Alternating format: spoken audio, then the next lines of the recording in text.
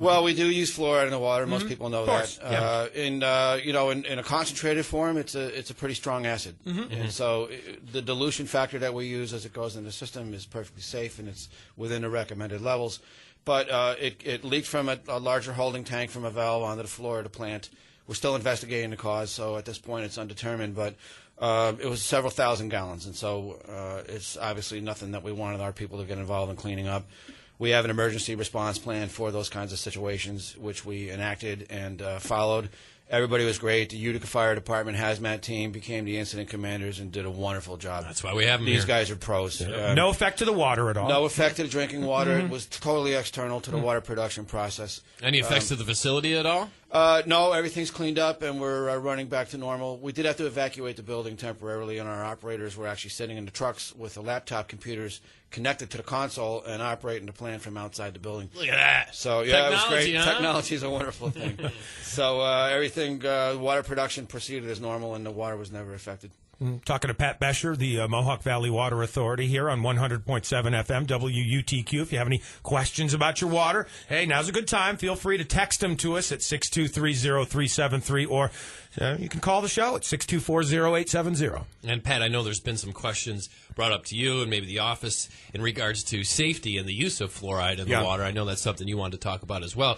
I mentioned to you, and we've had a number of dentists in here that we've asked them that question, and they have responded in such a way to say that the added fluoride in the water, in their opinion, was a good thing. Well, to the point that, too, they've studied rural communities versus those communities that do have the fluoride. Some rural communities do not, and obviously the incidences of cavities a lot larger where fluoride is not present in the water. Sure. And actually, I brought in some information that you guys have in front of you as well. And I'm not going to sit here and read all this, obviously, but there's a few high points I think that are worth noting. And this is coming straight from the American Dental Association. And anybody that wants to independently research this, if you just go to ada.org, ada.org, all this information is right there. It's readily digestible. But one of the bulletins they have is 5 reasons why fluoride in water is good for communities. And prevents tooth decay, number 1, protects all ages against cavities, number 2. Number 3, though, safe and effective. And this is a very important paragraph. It says, for 70 years, the best available scientific evidence consistently indicates that community water fluoridation is safe and effective. It's been endorsed by numerous U.S. Surgeon General. More than 100 health organizations recognize the health benefits of water fluoridation for preventing dental decay, including the Centers for Disease Control and Prevention, the American Medical Association, the World Health Organization, the American Dental Association, the American Academy of Pediatrics, and also within that list of those hundreds includes the Canadian Health Organization and the Canadian Dental Association as well. American Waterworks Association, the Water Research Foundation. What are you fighting against here exactly? Well, there are some folks that have the position that fluoride is bad. In high concentrations, yeah, it is. Of course it is. And they show, they'll show people with teeth that are decayed, and sometimes you can be over-fluoridated without realizing it. And what the research shows now is over the years, they've gradually lowered the limits as fluoride has become more accessible through other products, be it toothpaste, mouth rinses, all those kinds of things.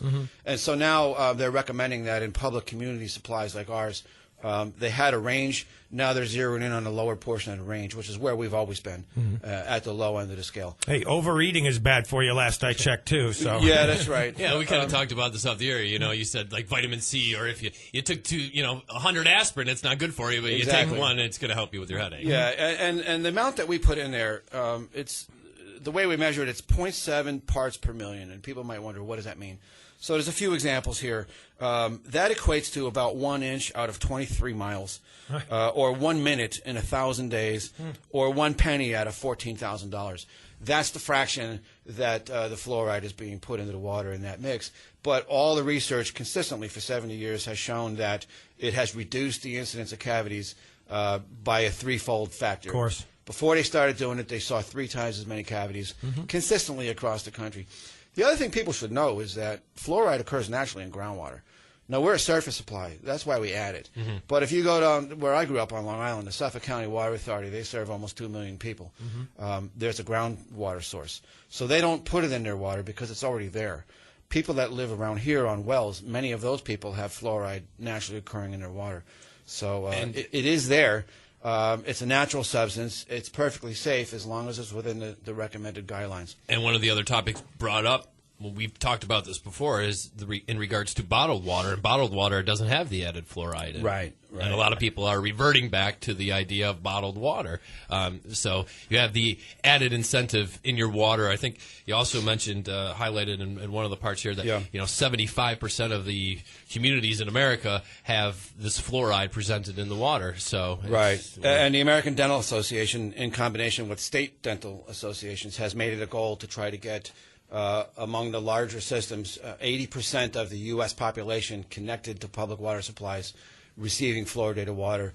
Currently, that's about 75%. They want to raise that to 80% of the entire U.S. population on public water systems. Back to the situation with the Water Authority here. Nothing to be alerted by. The situation is remediated. The contents of the fluoride and the levels are correct, and they're being added to the water. Yeah. You don't have to worry about anything. I know one of the other topics we like to get into is a little bit the audit, and the audit that's been done and completed by the Comptroller's office. That's going to be released soon with some of the recommendations and your thoughts on that. I know remediation of some of the lines and the piping is coming into play. I know the leakage. I know that's something that you brought up before. Some of the leakage in the gallons that we lose each and every day going into the water. So, are these factors that you've been aware of, and you think these are things that will be brought up in the audit? Yeah, we have a high level of transparency where we operate. There's nothing that's a secret with us. All of our comprehensive annual financial reports show leakage rates.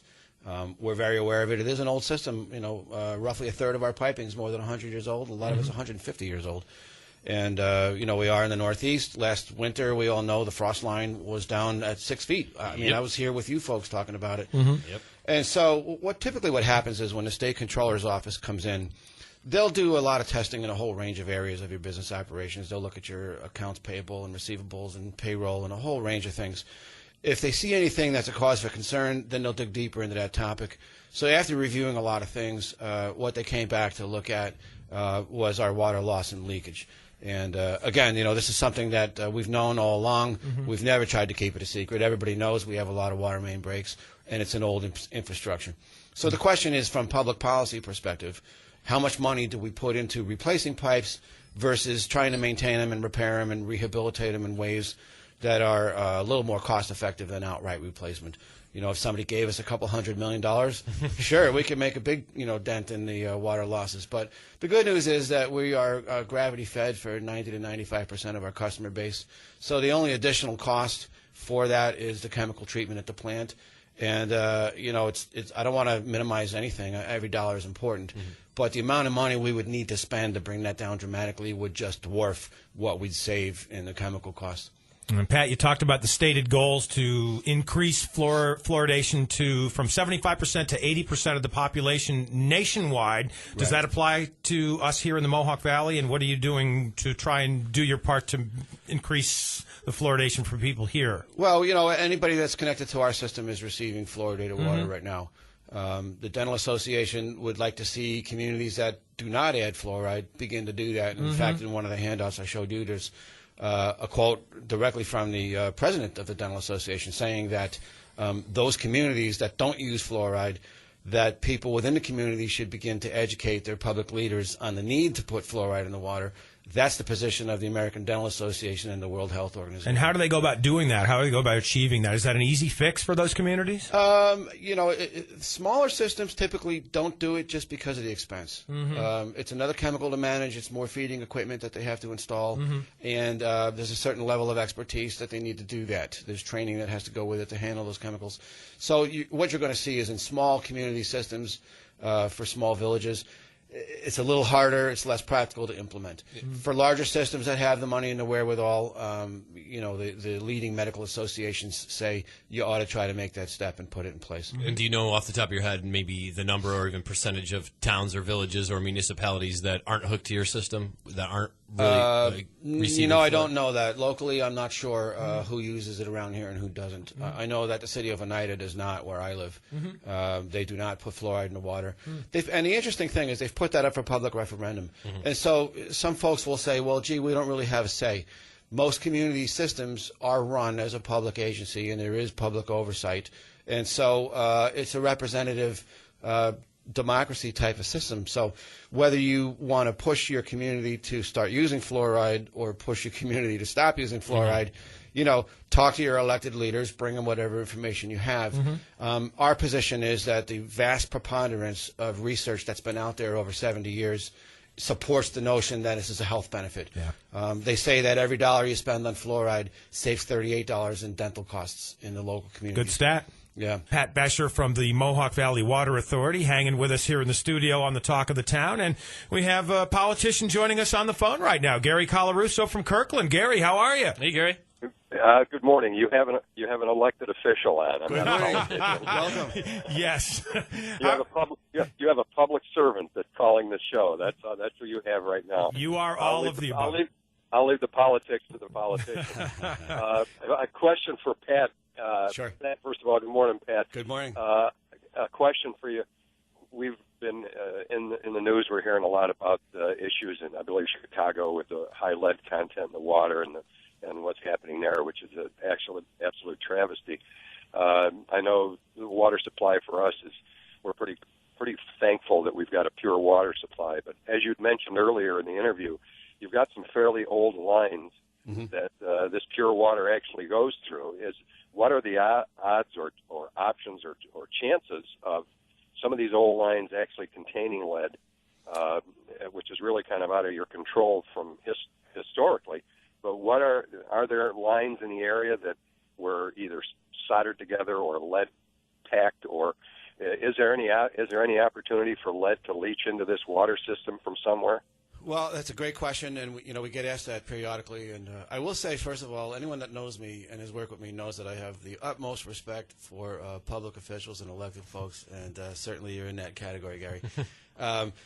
We do have lead in the system. There are some older home stock that have lead service pipes that come in under the front lawn into the house. And so the question 2 decades ago when regulations were tightening up is, do you tear those pipes out or do you do something different? We did something different because we were able to, and that involves changing the water chemistry. So first thing you need to know is that our water coming from a surface supply in the Adirondacks is somewhat acidic. And a lot of that is because of acid rain, but it's somewhat corrosive in nature. So in the old days, when that water would sit inside that lead pipe or have contact with some of the lead joints that are packed with lead, as you pointed out, in the old days, that water could begin to leach the lead into the system, and the lead level would rise in that water if it sat overnight when people are sleeping. They're not using the water. But what we do is we treat the water, we change the pH and the alkalinity, predominantly with soda ash and lime. It's a lot like throwing baking soda in your pool to neutralize it so it doesn't burn your eyes. But what it does is it alters the pH of the water so that when it sits in that pipe, it no longer interacts with that lead and absorbs it. And it actually solves the problem all the way to the faucet, because there's a lot of brass fixtures that people have in their houses, and brass is an alloy that has a certain amount of lead in it as well. So even changing out those lead service pipes doesn't solve the problem all the way to the sink. It doesn't change any lead plumbing that might be inside the house in the basement. So this is a solution that goes from start to finish all the way through our pipes and the homeowners' pipes. And it's a simple chemistry. It's under control. It's been well tested, and we've had it in place for a good 20 or 25 years at this point. Very good. And so it solves the problem all the way through. And we don't see really any chance at all that what happened in Flint, Michigan would be repeated here. Is there, so from where you are to where, like you say, to the sink, during that process, is there any effort put forth to test that water at my sink as opposed to at your origin? We do. To see along that line if there's a place for possible contamination. Yep, and within the drinking water regulations, there's something that's called the lead and copper rule that requires us to do periodic testing for lead and copper, and that is taken from volunteer homeowners that we know have lead service pipes that have agreed to allow us a sample there. So we do a regularly scheduled regime of testing at homes that we know would be normally in the worst case scenario, and consistently those samples all come in under the limits and are all within the 15 parts per billion limit, so we're set. Beautiful. Very good. Listening to Gary Colarusso from the town of Kirkland, talking to Pat Becher here about water. And how's the water where you are, Gary? Fluoride? Fluoride? Well, as it works out, I live in the township, and Okay. part of the township that I live in, I have a 16-foot hand-dug well in my backyard that I have tested periodically. I have a ultraviolet water purifier that I've installed in it, and the water it's very nice. Clinton has some wells of their own, but we're also customers of Pat's, and it's nice to know that they've taken these preemptive measures to make sure that the water we get out of our sinks is pure, and it's great. It's clean, it's clear, and I never understood the taste of water until you taste bad water, and we've got great water here. So thanks to Pat and all of the efforts that he does. Well, we have a great team. I don't do that personally. I appreciate the gratitude, but Sure. we're backed with an awful lot of professional expertise and people that have years in the industry, and they all do a great job. And I think this community should be proud of the people that work at the Water Authority. Good questions, Gary. Indeed, we are. All right, thanks. And one other thing, Gary, should Trump go to the debate tomorrow night, or do you care? You know what? I would sooner drink water from Chicago. That would be my answer. I'm not a big fan of Donald Trump or his actions. If he runs the country the way he runs his businesses, I'm scared. And I think we can do better on the Republican side and find a candidate that is far more politically savvy and much more educated to the world politics, which if we don't put somebody in that has that savvy, we're destined for a rocky road. So stick to the water, don't drink the Kool-Aid. Yeah, that's right. That's right. All right, gentlemen. Gary, thanks. Thanks for appreciating taking the call. Talk to you soon. Of course. Thanks for listening to us. Gary Colarusso from the town of Kirkland. Good calls, or good questions from our caller, Gary, there. And, Pat, sticking on that, lead gone by the wayside, what are the other type of resources that you guys use in replacement for some of that lead pipe, or even replacing, as Gary mentioned, maybe soldering or welding with lead? Well, lead's been banned now from that use, so it's really just the residual that's out there. And as long as we continue with successful corrosion control, it's really not a problem. Yeah. When we do replacements, obviously, wherever there is lead, it does get replaced. When a homeowner wants to change out their service pipe, if it's lead, then we'll do the other section from their curb shut-off out to the main. We automatically replace that if it's lead as well. Great. And you mentioned just quickly there as far as copper goes, and that might be more in the home setting, and I think a lot of folks are getting away from the copper, going to the PVC piping. Yeah. Any effects there with the PVC? Anything that could happen? No, not really. It's a safe product. Copper is also safe as long as your water is not corrosive. Okay. So I don't want to scare anybody that has copper plumbing that thinks it's a problem. It's not. But it could be more susceptible to corrosion in regards to. Yeah, but PVC. In the long run, it's also more durable. So it's just a matter of cost in some cases. Yeah, and upkeep. Yeah. Pat, thanks for great answers to questions today. Appreciate the opportunity. Thanks. And also, in case folks are interested in more of the information Pat was talking about with regard to fluoride, that's ada.org for the American Dental Association website, ada.org.